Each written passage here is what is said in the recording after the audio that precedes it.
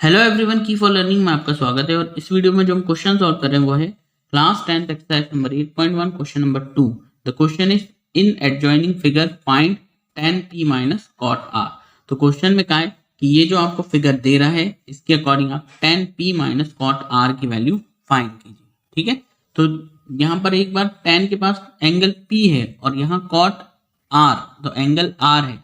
तो ये याद रखिए कि हर एक एंगल के लिए बेस और परपेंडिकुलर बदल जाता है। ठीक है, फिगर एक ही है, जब P के लिए होगा तो बेस और परपेंडिकुलर कुछ और होगा और R के लिए होगा तो परपेंडिकुलर बेस कुछ और होगा। हमें एक ये साइड दे रखी PQ, एक ये PR और QR नहीं दे रखी। तो सबसे पहले तो हम QR फाइंड करते हैं।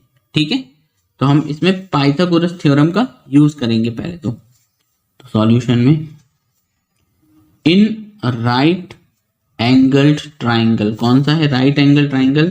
PQR। PQR। ठीक है, तो अभी हम क्या फाइंड कर रहे हैं? QR फाइंड कर रहे हैं। इसमें PGT लगाएं तो by Pythagoras theorem. Pythagoras theorem क्या कहती है कि सबसे बड़ी साइड का स्क्वायर यानी PR का स्क्वायर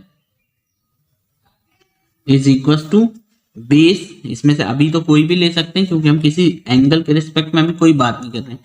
तो हमने मान लिया कि ये बेस यानी QR का स्क्वायर प्लस और परपेंडिकुलर PQ का स्क्वायर ऐसे लीजिए। ठीक है, जो थ्योरम है वो है H square is equal to base square plus P का स्क्वायर। ठीक है, इसमें हमने रखा PR कितना है? PR इज 13, तो 13 का square is equal to QR। ये हमें नहीं पता तो QR का स्क्वायर प्लस PQ 12, तो 12 का स्क्वायर। फिर ये क्या आ गया? 13 का square 13 into 13 is equal to QR का स्क्वायर प्लस ऐसे 12 का स्क्वायर 12 इंटू 12। तो ये कितना हो जाएगा? 13 13 जा 169 इज इक्वल टू QR का स्क्वायर प्लस 12 इंटू 12 144। ठीक, अब ये QR के स्क्वायर को यहीं छोड़ दीजिए, इसको उधर ले जाइए तो प्लस का है, उधर जाके माइनस का तो जाएगा 169 और ये इधर जम करके जाएगा 144 माइनस का और यहाँ आ गया QR का स्क्वायर। ठीक है, तो इसे माइनस किया तो कितना है? 25 इज इक्वल टू QR का स्क्वायर। और जब स्क्वायर हटाएंगे यहाँ से तो जब इस स्क्वायर को हटाएंगे तो 25 के ऊपर एक रूट आ जाएगा। जैसे स्क्वायर हटता है सामने रूट आ जाता है। तो QR और स्क्वायर रूट ऑफ 25 कितना होता है? 5 होता है, हमें पता ही है। QR, तो हमारी QR की वैल्यू आ गई। ठीक, जब QR is equal to 5 centimetre. ठीक है, जब हमारी ये वैल्यू आ गई तब हम जो हमें फाइंड करना है, फाइंड क्या करना है? हमें फाइंड करना है tan p minus cot r की वैल्यू। ठीक है, अब देखिए जब tan p की बात हो रही है तो p पर जैसे ही एंगल होगा तो इस फिगर के अकॉर्डिंग देखिए जब हम इसके ऊपर एंगल मान रहे हैं, ठीक है, तब इससे जो टच, एक तो हो गया हाइपोटेनस, ये हो गया हाइपोटेनस, और उसके अलावा जो टच लाइन है जिससे कि एंगल बन रहा है वो क्या कहलाएगा? बेस कहलाएगा। ठीक है, तो अभी हम p के रिस्पेक्ट में बात कर रहे हैं तो ये हमारा बेस है, तो फिर परपेंडिकुलर ये होगा।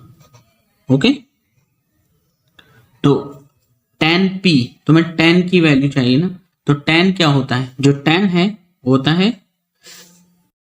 साइन, कॉस और tan। जब हम इसकी बात करें पंडित बद्री प्रसाद और हर बोले, इससे आप याद रख सकते हैं। तो इसके अकॉर्डिंग tan क्या है? P upon B। ठीक है, और जो कॉट होता है, कॉट क्या होता है? इसका उल्टा। तो ये जैसे कॉसेक होता है, कॉसेक जैसे ही उल्टा करना है H अपॉन P, ये होता है सेक H अपॉन B, और ये होता है कॉट B अपॉन P। तो कॉट क्या होता है? B upon P। ठीक है, तो अब इसकी वैल्यूज अगर हम रखें तो P अपॉन B, जबकि हम P पर एंगल ले रहे हैं तो P परपेंडिकुलर क्या है? QR। ठीक है, QR अपॉन, और बेस क्या है? बेस है PQ। क्लियर? और जब हम cot R की बात कर रहे हैं तो कॉट आर में अब एंगल बदल रहा है, यहाँ आर है, तो जब क्योंकि आर पर क्या है एंगल है, तो जब आर है तो ये हाइपोटेनस हो गया और ये अब बेस हो गया। अब ये परपेंडिकुलर, इसके रिस्पेक्ट में परपेंडिकुलर नहीं है, that is what base now. ठीक, तो जब ये बेस है तो अब ये क्या होगा परपेंडिकुलर। ठीक है, तो अब इसके अकॉर्डिंग बेस क्या है, बेस है हमारा क्यू आर अपॉन, और जो परपेंडिकुलर है, परपेंडिकुलर क्या है दैट इज पी क्यू। ठीक है, और बीच में क्या चल रहा है माइनस चल रहा है, तो हमने इसके अकॉर्डिंग ये रख दिया। अब यार अब इसे सॉल्व करें, देखिए तो क्यू आर, इसको यहीं लिखूं मैं आगे। ओके, क्यू आर कितना है, क्यू आर इज, जब ने फाइंड किया था क्यू आर इज 5 है ना, ये आ गया था 5, तो क्यू आर हो गया 5 upon P Q, P Q कितना है यहाँ पर 12, तो ये हो गया 12, फिर ये माइनस और कॉट आर की value Q R upon P Q से आएगी, तो क्यू आर जो है वो है 5 अपॉन और पी क्यू इज 12। ठीक है, तो अब देखिए ये बिल्कुल सेम है और क्या हो रहा है माइनस, तो ये दोनों ही कैंसिल हो जाएंगे, फाइनली क्या है 0, तो हमारा जो आंसर आया वो आया है 0। ठीक है, तो tan p minus cot R की जो वैल्यू है वो है 0।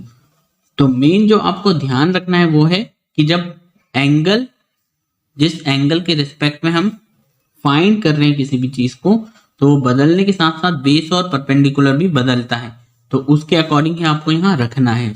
ठीक है, तो होपफुली आपको ये समझ आ गया होगा। Thank you very much for watching.